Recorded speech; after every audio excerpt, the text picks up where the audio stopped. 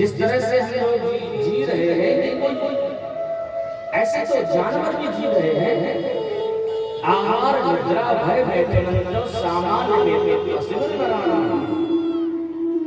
पशु पक्षी भी सांस ले रहे हैं, वो भी खा रहे हैं, उनके भी बच्चे उत्पन्न हो रहे हैं, वो भी घोंसले बना करके उसमें रह रहे हैं, वो भी घूम रहे हैं। क्या उनकी तरह हमारा जीवन है? तो यही जीना है क्या? जिसने अपनी जीवन और कर्तव्यों को संभाल लिया, उसने ही मानव का लेने का लाभ लिया है। श्री सुखदेव जी परिचित जी को कहते हैं कि श्वासों को बचा करके जितासनो आसन श्वास और संग, इस पर विशेष ध्यान देना चाहिए। लोगों को बैठने की आदत नहीं होती है, ज्यादा बैठ नहीं सकते, ज्यादा बैठ रहे हैं तो आफत आ जाती है। अब कई लोग बैठ रहे अलग अलग ढंग से बैठ रहे हैं। जब कभी पूजा पाठ में बैठो तो जैसे हम बैठे ना, रीढ़ की हड्डी बड़ी सीधी हो, ऐसे दीमान गुड्डा गुड्डा ऐसे बैठो, बढ़िया तरह से बैठे हो। पूजा में बैठने का तरीका होता है। और कभी भी ऐसे दरिद्र आसन से नहीं बैठना चाहिए। दरिद्र आसन, दरिद्र आसन समझते? दरिद्र आसन होती है ऐसे, ये नहीं बैठना कोई पूजा पाठ में अच्छे काम में। दरिद्र आसन कहलाता है। दरिद्रता आती है उससे जो इस आसन से बैठता है।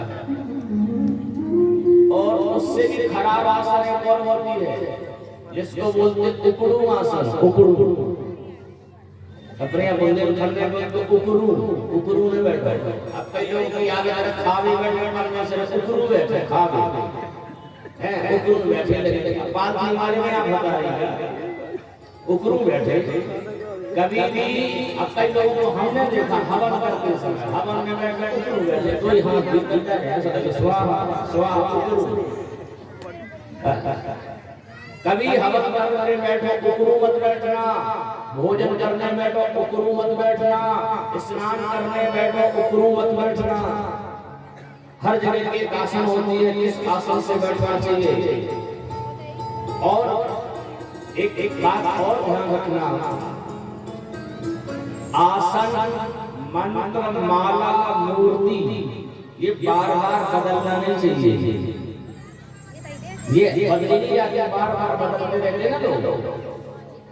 जैसे आसन, जिस आसन से हम पूजा करते हैं वही आसन रोज होना चाहिए। अब आज कोई आसन, कल दूसरी आसन, परसों दूसरी आसन, तीसरी आसन, चौथी आसन, आसन एक ही हो, उसी आसन पर बैठ बैठ के पूजन करें। विशेष करके यदि कोई शुद्ध आसन ऊन की आसन हो तो सबसे श्रेष्ठ मानी जाती है। ऊन की आसन वो सबसे अच्छी मानी जाती है। धरती में बैठ करके कभी पूजा नहीं की जाती है। धरती में बैठ बैठ पूजा करने के लिए, धरती में बैठ बैठ के भोजन भी नहीं करना चाहिए, धरती में बैठ बैठ के पूजा नहीं करना चाहिए। फिर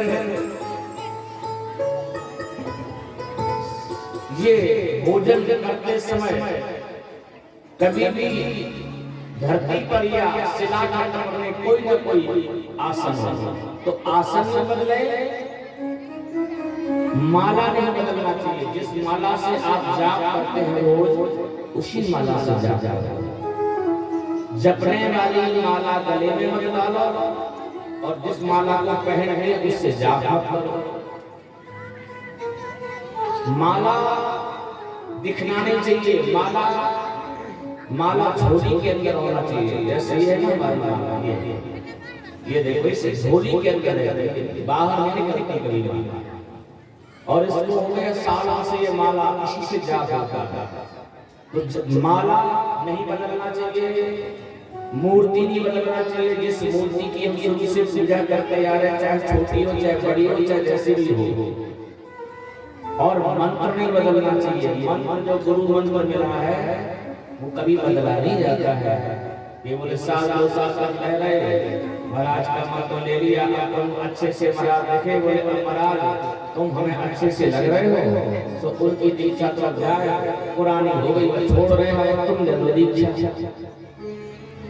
अब दीक्षा दे दी, बोले इससे अच्छे महाराज आ गए, सोचे तुम्हें दे दो दीक्षा। मन बदल रहा है, मन तो नहीं बदलना चाहिए, चाहे छोटा हो चाहे बड़ा हो, जो भक्त रात जग से आ रहा है उसी का जाप करें।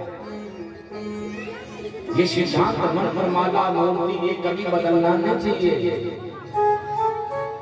और जितना सनो जितना श्वासो श्वास, जिस सांस ले रहे हैं ना,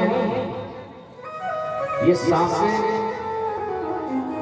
हम दिन प्रतिदिन खर्च कर रहे हैं, और अपनी ऊर्जा में से अपनी सांसों में से इतनी सांसें कम करते जा रहे हैं। रोज व्यक्ति इतनी सांसें लेता है, अब आपको महाराज गिनी थोड़ी है, गिनी नहीं है ना, तो दिन में तो गिनी भी रात में कैसे गिनोगे, सो जाओ भाई, सांसें बंद तो होती नहीं, चाहे सो जाओ चाहे जहाँ जाओ। और एक बात आपका, सांसों की गति होती है, स्पीड होती है, आप बैठे होंगे ना सांसों की स्पीड कम रहेगी, खड़े होकर के चलने लग जाएंगे थोड़ी स्पीड बढ़ जाएगी, दौड़ लगाने लगेंगे और स्पीड बढ़ जाएगी। और यदि सो गए तो सोने में सबसे ज्यादा गति होती है, सबसे ज्यादा स्पीड होती है सो जाने में, इसलिए सांसें हमारी खर्च हो रही है दिन प्रतिदिन। श्वासों को प्राणायाम के द्वारा बचा करके और मन संधारित भगवान के स्वरूप को, भगवान के नाम को, भगवान की लीला को स्मरण करें, उनका चिंतन करना चाहिए। मरने वाले व्यक्ति के लिए ये काम जरूरी है। परीक्षित ने अन्य प्रश्न किए, संक्षिप्त में 24 अवतारों का प्रसंग सुनाया, फिर विस्तार से इनका वर्णन किया।